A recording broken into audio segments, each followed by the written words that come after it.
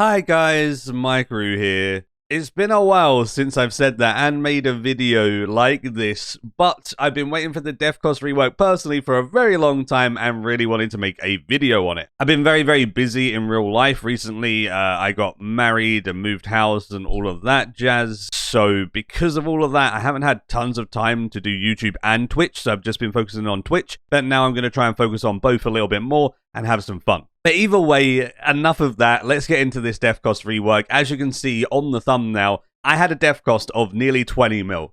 That death cost is now 4.5 mil. That is literally a quarter of where it used to be, which is really awesome. So turning 18.8 mil death cost into a 4.4 mil death cost is a very good thing. This is my hybrid Kerapack preset, so it has quite a lot of gear in it, and I know not everyone's death cost is that high, but even if I'm using a single style, so just my magic preset that I use at Zook with Crypt Bloom and whatever, my death cost is 12 mil, and this is still with protect item, right? So it's still pretty expensive to protect your items, even if you're not using multiple styles. But it went from a 12.4 mil death cost to a 3 mil death cost, so again, a quarter of the price with the exact same setup, just one style.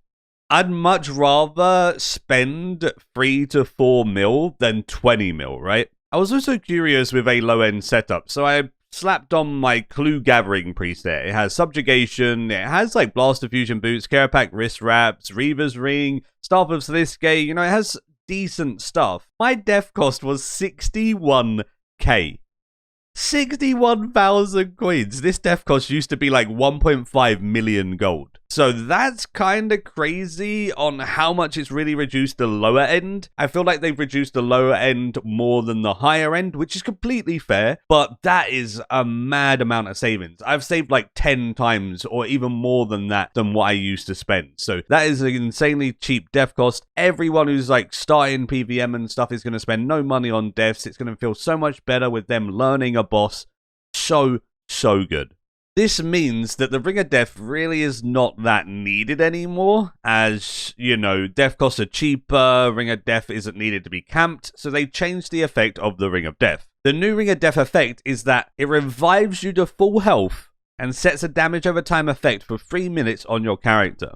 So now you can literally have 2 signs of life, but the downside is the damage over time effect gets very powerful. And it's actually really hard to even like out DPS and soul split the damage. As you can see here, I went to the Lumbridge dummies, I onslaughted myself to death, and at the start, the damage over time's fine, right? It's like 200, but it just gets stronger and stronger every single time it ticks. So it ticks 1 damage splat every tick, and then every tick, that damage splat gets 4 more. Starting at 200, going all the way up to 800 for the last tick. When it's ticking 800 damage in 1 tick, every tick is going to be very painful. As you can see here, I'm using a Fractal Staff of Armor Deal rotation inside a Sunshine on a dummy without even being, you know, hit by anything except for the damage over time effect.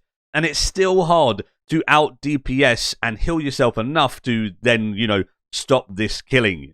But the thing is, a lot of people die on last phases of bosses. So for example, Araxor phase 4, or maybe Telos phase 5, that phase itself is only going to take you maybe a minute max. That DPS from the damage over time is not going to reach its highest form before you kill the boss, before you loot it and teleport. Then you can just stand at a bank for a minute, get your HP regen at the bank, and you won't die. So it's a decent one if you're dying in last phases of bosses, but if you die early on in a boss fight, I don't know whether it's that worth it. It's a decent, you know, new addition, and obviously you still have your normal sign on top of that, but it seems pretty painful. I personally won't be using the Ring of Death. I'd rather just spend the death cost and, you know, suck it up when I die, spend 3 mil. It's not too bad. Much better than spending 20 mil. But this does come with a caveat. The caveat is there is a GE tax now. There's going to be a lot less GP coming out of the game from death cost, which is understandable because death costs are a lot cheaper. Although with no Ring of Death now and no Ring of Death camping, I think Jagex have underestimated how much GP will still be coming out of the game from death costs, because people aren't going to be camping a Ring of Death and using Onyxes, they're going to be using raw GP, and I feel like it's still going to take a lot of money out of the game.